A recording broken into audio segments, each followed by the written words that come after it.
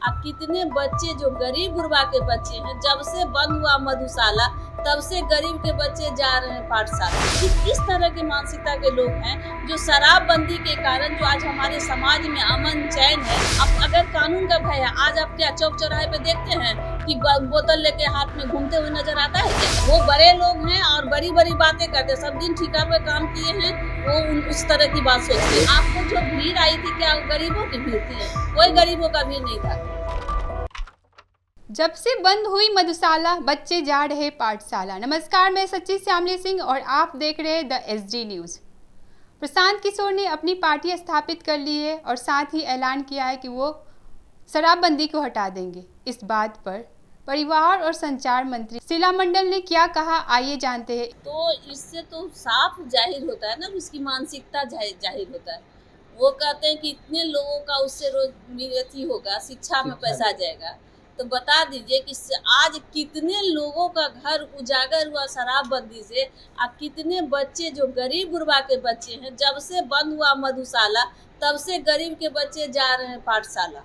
ये बात उनको समझना चाहिए। सोचिए, ये तो उनकी मानसिकता को दर्शाता है कि किस तरह की मानसिकता के लोग हैं जो शराबबंदी के कारण जो आज हमारे समाज में अमन चैन है और गरीब गुरबा के घर में जो कल तक ढंग का खाना नहीं नसीब होता था, उसके बच्चे पढ़ नहीं पाते थे, स्कूल नहीं जा पाते थे, आज उसके बच्चे अच्छे से खाना खा रहे हैं, अच्छे से स्कूल जा रहे हैं। ये उनको अच्छा नहीं लग रहा है, इसीलिए इस तरह की अनर्गल बातें कर रहे हैं। पाठशाला की बात कर रही है, प्रशांत किशोर कह रहे हैं सब कुछ खिचड़ी का लोभ दे दे के शिक्षा बर्बाद कर दिया।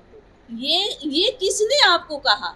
ये विजन होना चाहिए। जो हमारे नेता कर चुके हैं उसी की बात वो कर रहे हैं।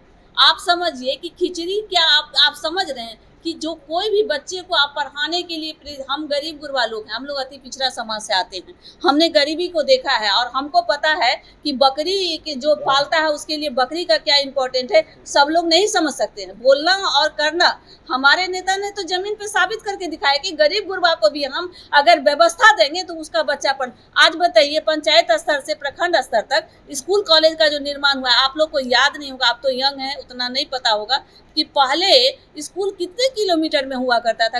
हम लोग गरीब गुरबा लोग थे, जाते थे बोरा लेकर के, क्या व्यवस्था था पढ़ने का? व्यवस्था ही नहीं। आज तो व्यवस्था हो गया कि गरीब का बच्चा भी बेंच डेस्क पर पढ़ रहा है स्कूल में, उसके लिए भी खाने का बात क्यों समझ, क्योंकि हमारे यहाँ गरीबी था। उसको व्यवस्था अगर हम नहीं देंगे तो जब तक पेट में खर रहेगा तब ना, कैसे पेट में खर दे तो सिंह में तेल हो जाएगा। कॉलेज में से डिग्री बढ़ता है, पढ़ाई हो रहा है। ये देखिए, उन्होंने खुद कहा कि हमने भी सरकारी स्कूल से पढ़ा है, तो जब डिग्री बढ़ता है तो उनका तो सोचना वाली बात है ना।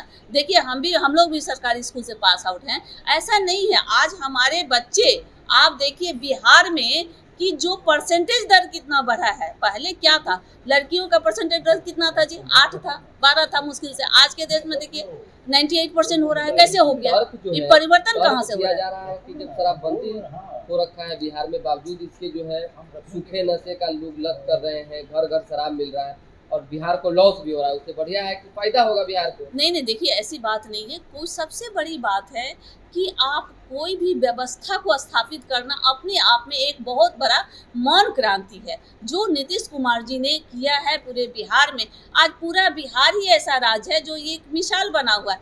जानते हैं, देखिए कानून बनाना अपने आप में बहुत बड़ी बात है।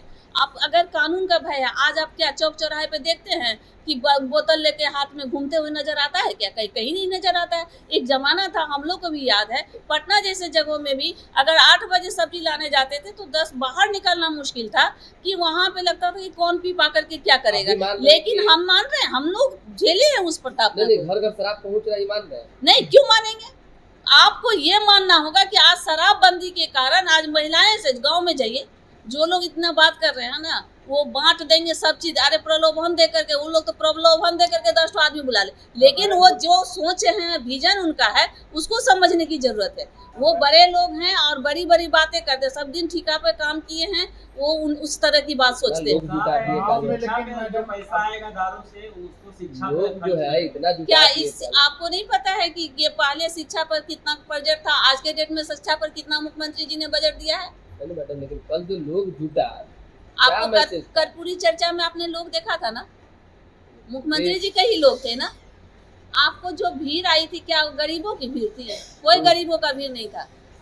एक और मैसेज कल गया है आप ही की पार्टी में, जो है अशोक चौधरी कह रहे हैं कि जल संसाधन विभाग को सतर्कता बरतनी चाहिए, तो बाढ़ में और ज्यादा जो है कहीं ना कहीं काम किया जा सकता था। नीरज कुमार कह रहे हैं कि नीतीश कुमार लगातार काम कर रहे हैं। क्या मनभेद किस बात को लेकर है? देखिए कोई मनभेद नहीं है, उनका कहना होगा कि देखिए कोई भी चीज़ है, आप मान लीजिए बांध बनता है तो उसको हम लोग शुरू से ही थोड़ा सा और टाइट हो जाए तो बहुत चीज़ से हम लोग बच सकते हैं। लेकिन प्राकृतिक आपदा एक ऐसी आपदा है जिस पर आपका कोई कंट्रोल नहीं होता, किसी का कंट्रोल नहीं होता, ईश्वर का दिया हुआ है।